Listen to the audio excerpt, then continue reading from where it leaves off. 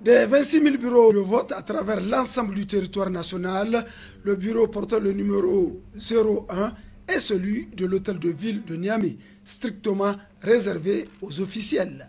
C'est là où, de tradition, vote le président de la République.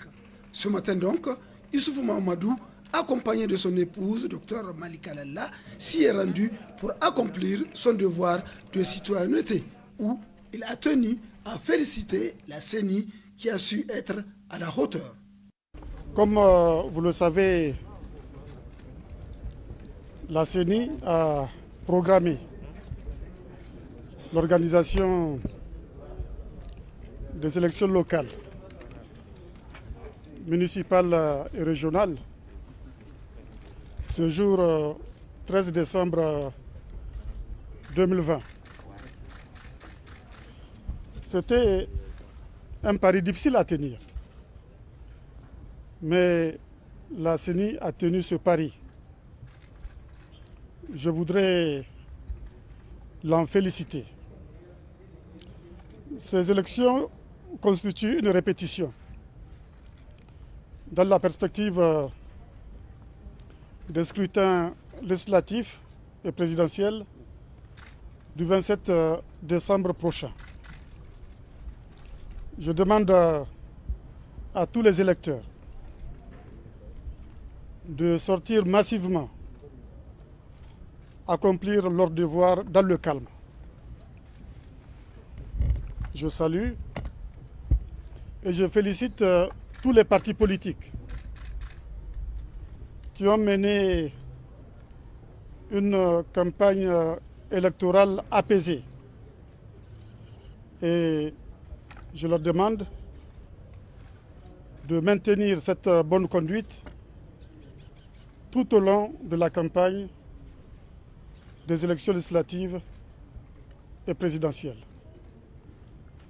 C'est aussi l'occasion de lancer un appel à la CENI et à toutes les institutions chargées des élections pour qu'elles assurent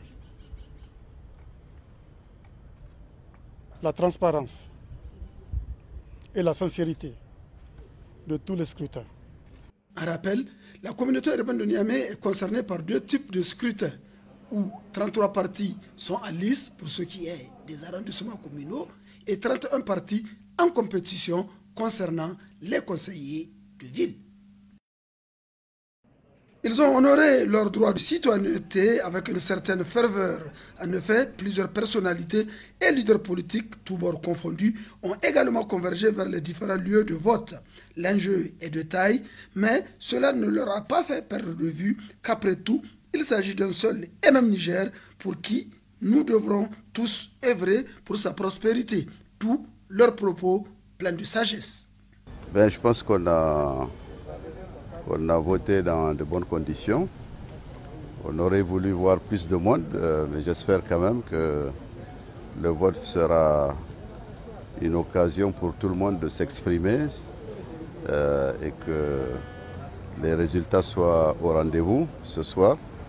Et nous avons en tout cas bon espoir que la population de Niamey, qui est très engagée, sortira pour exprimer sa volonté populaire. Nous nous battons pour l'alternance et j'espère donc que l'opposition à Niamey et sur le reste du territoire montrera sa capacité de mobilisation et sa capacité d'adhésion des populations à son programme. Les choses semblent se passer normalement. En tout cas, ce bureau de vote-ci, les choses me paraissent bien organisées et je m'en réjouis. Les informations que nous avons par ailleurs semblent indiquer que pour l'essentiel, les choses se passent bien. Nous sommes très heureux qu'il en soit ainsi parce que souvenez-vous que cette date du 13, elle a été retenue un peu sur le tard et il y avait de réelles raisons de craindre que nous ne soyons pas tout à fait au point sur le plan organisationnel, mais à l'évidence, les choses semblent bien se passer et je profite de l'occasion pour rendre hommage à la CENI qui aura fait un travail qui est remarquable. Et je lance un appel à tous les citoyens d'aller à leur bureau de vote et de voter. C'est un acte important par lequel on affirme sa citoyenneté, en effet. Donc c'est une impression de joie et que Dieu, dans sa grandeur, dans sa miséricorde, apporte la paix, que la sécurité règne, que le progrès règne et que l'état de droit règne. Quel que soit les bords, est un devoir. Et c'est aussi une marque de la citoyenneté, que les gens expriment leur citoyenneté par leur vote, par leur choix de leurs conseillers, leur choix de leurs conseillers régionaux et le choix ultérieur de leur maire. Et pour demain, ce sera le choix des députés et des élections présidentielles. Nous souhaitons une bonne participation et que la compétition se fasse dans le calme et dans la sérénité. Nous souhaitons que ces votes soient apaisés au Niger et que Dieu nous aide à mener tout ce processus à terme, aussi bien le vote d'aujourd'hui que les votes à venir. Nous souhaitons donc la paix pour le Niger, le progrès et que Dieu nous accompagne, qu'il choisisse pour nous les meilleurs dirigeants. Il s'agit d'un tournant décisif de la vie de la nation nigérienne qui est en train de s'incruster profondément dans le processus démocratique et ce, de façon positive. Dans la nuit du 12 au 13 décembre, le village de Toumour, situé à 75 km à l'est de Difa, a été l'objet d'une attaque armée. L'attaque qui a ciblé des populations civiles a entraîné la mort de 28 personnes, dont 10 par balle, 14 victimes d'incendie, 4 par noyade et une centaine de blessés. Des dispositions sécuritaires et sanitaires sont renforcées dans la zone et une enquête est ouverte pour retrouver et juger les auteurs de cet acte criminel. En cette douloureuse circonstance, Son Excellence, Monsieur le Président de la République, chef de l'État, chef suprême des armées et le gouvernement adressent leurs condoléances les plus attristées aux familles des victimes et souhaitent un prompt rétablissement aux blessés. Aussi, le gouvernement décide d'un deuil national de 72 heures à compter du mardi 15 décembre 2020. Les drapeaux seront en berne sur toute l'étendue du territoire. Que Dieu bénisse le Niger et son peuple. Vive le Niger, je vous remercie. Cette journée du 13 décembre 2020 a vu le déferlement de plusieurs millions d'électeurs qui se sont rendus aux urnes, qui pour 3 types de scrutins, qui pour 2 types, selon la nature des circonscriptions. À l'exemple de la communauté urbaine de Niamey, qui en compte 2. Quelles sont alors les spécificités? Il y a 3 types de scrutins et c'est selon les régions. Comme vous voyez, quand vous prenez le cas de Niamey, Niamey est concerné par les scrutins des arrondissements communaux et des villes. Quand vous prenez la ville de Maradi, la ville de Tawa, la ville de Zender, ils sont concernés par les scrutins des arrondissements communaux, des conseillers des villes et des conseillers municipaux. Donc là-bas, au niveau de la ville de Zender, au niveau de la ville de Tawa, au niveau de la ville de Maradi, c'est 3 urnes qui seront placées au niveau de chaque bureau de vote. C'est 3 urnes. Et les autres régions qui n'ont pas les statuts de ville, c'est 2 urnes, à savoir les conseils régionaux et les conseils communaux. Niamey n'a pas, en termes de collectivité territoriale, Niamey n'a pas les titres de région.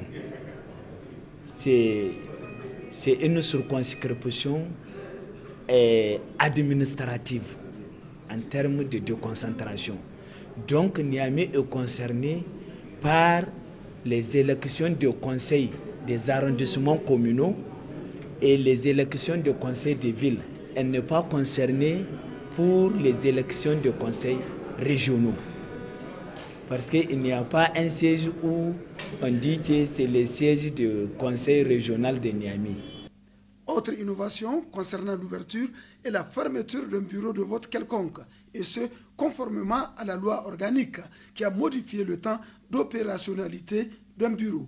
Ainsi, tout bureau a un temps d'activité de 11 heures, rompant ainsi avec les scrutins antérieurs où la fermeture était fixée à 18 heures, et ce, quelle que soit l'heure de l'ouverture. Ce n'est plus le cas cette fois-ci. Il y a une innovation. Contrairement aux scrutins précédents 2011-2016, mais les scrutins de 2020, le code électoral l'a bien balisé, à savoir l'heure d'ouverture et l'heure de clôture du bureau de vote. Le code dispose que le bureau de vote ouvre à 8 heures et ferme à 19 heures. Ça, c'est une innovation du code électoral. Il dit toutefois, la durée du scrutin est de 11 heures. Donc, ça veut dire que le bureau de vote qui ouvre à 14 heures, je prends le maxi, à 14 heures, de toutes les façons, ces bureaux de vote-là, ils ne fermeront pas à 19 heures. Ils vont totaliser les 11 heures de scrutin. Sous de bons auspices, c'est ce que s'accordent à dire plusieurs voix où, ici et là, l'on n'a pas constaté un véritable couac. Le rôle de l'observateur, d'abord en premier lieu, c'est de constater l'effectivité du vote. C'est le premier rôle de l'observateur. Ensuite, l'observateur est quelqu'un qui crédibilise les élections à l'issue des décomptes. Donc les observateurs sont avant, pendant et après l'opération électorale. C'est le vœu de tout un chacun que ces élections se déroulent dans la plus parfaite quiétude.